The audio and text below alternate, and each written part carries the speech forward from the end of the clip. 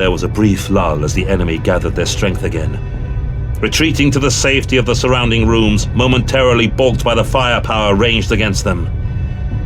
Artemis was glad that the gene stealers had not yet worked out the tally of their dead and reached the conclusion, as he had done so moments before, that the kill squad was almost out of ammunition.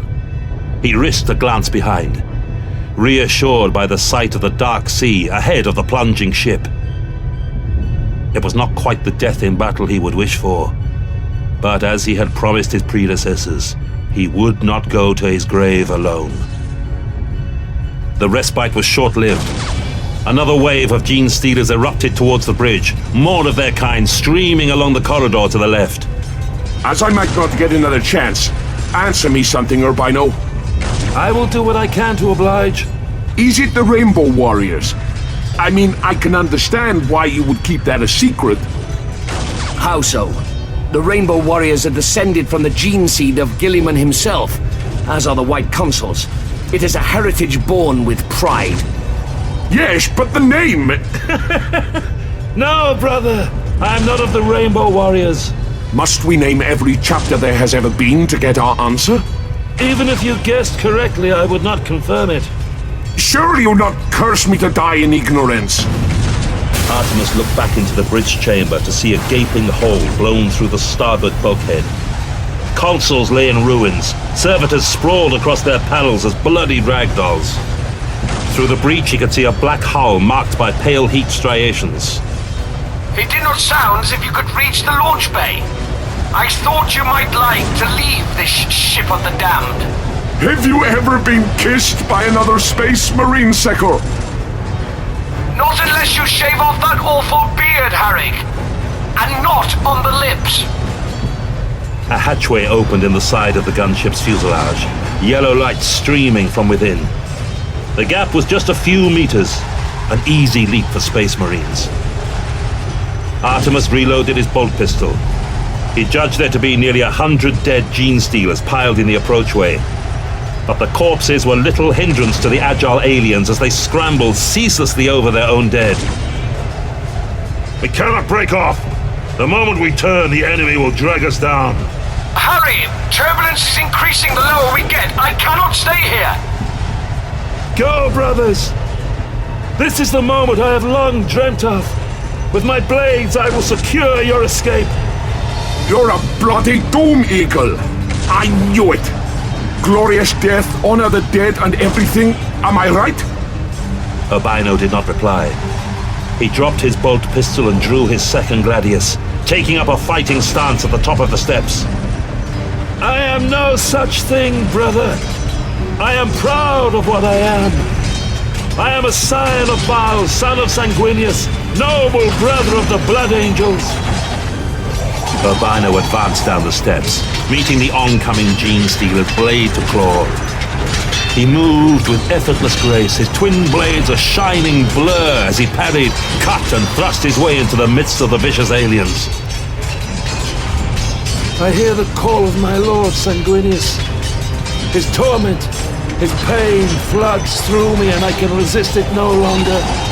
Oh, beautiful angel of death, lend me your strength, your skill and your dignity. I am your son and fall to your claim. A claw slashed into Urbino's helm, sending it flying through the air. It was the first time in 3 years Artemis had laid eyes on his battle brother without his armor, for Urbino had always been cloistered alone when not on a mission, as befitted a black shield. His face was pale, framed by a shock of long blonde hair. Thin lips were drawn back, revealing teeth every bit as sharp as those of the alien attackers. Yet it was the eyes of the space marine that were the strangest. They were blackened orbs, the pupils dilated to fill their sockets, becoming pits of darkness. Urbino hurled himself at his foes, unheeding as fang and claw drew ragged wounds across his face and tore into his armor. A gouge across his neck sprayed blood, but he did not slow. Every blow from his swords chopping and stabbing into flesh, parting limbs and heads from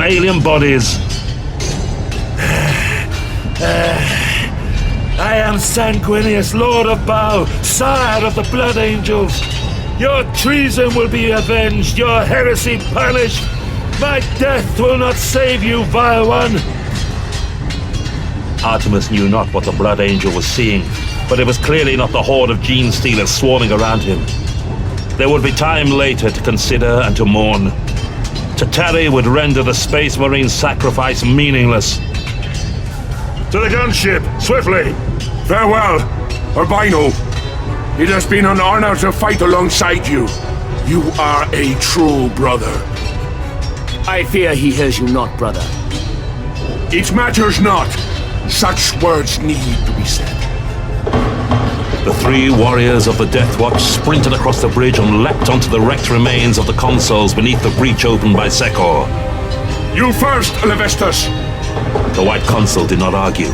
He hurled himself across the gap to the gunship, crashing headfirst through the open hatch. I will follow! Go! The brother captain jumped back to the deck and ran to the bridge entrance. He saw that miraculously Urbino fought on, his armor almost shorn away, exposed flesh streaming with blood from dozens of wounds. Tearing his gaze away, Artemis slashed his blade across the neck of a fallen gene stealer, severing its head. He stooped and picked it up, holding it aloft towards Urbino for a moment, in tribute. Just before Artemis turned away, the Blood Angel finally fell, toppling amongst the pile of gene stealers he had slain. Artemis turned and ran for the escape route. He jumped back onto the broken consoles and took a single stride before hurling himself out into the sky. He saw the water pass beneath him, barely a kilometer down, and then landed inside the gunship.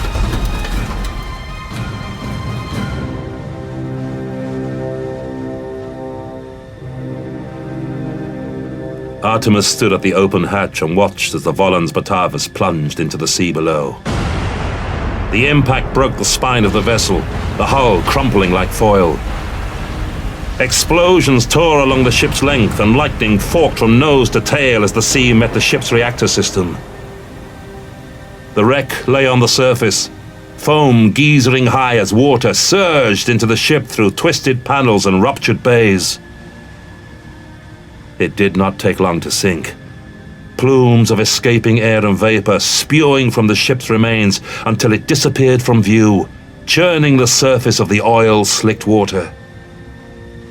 Artemis held out the gene stealer's head.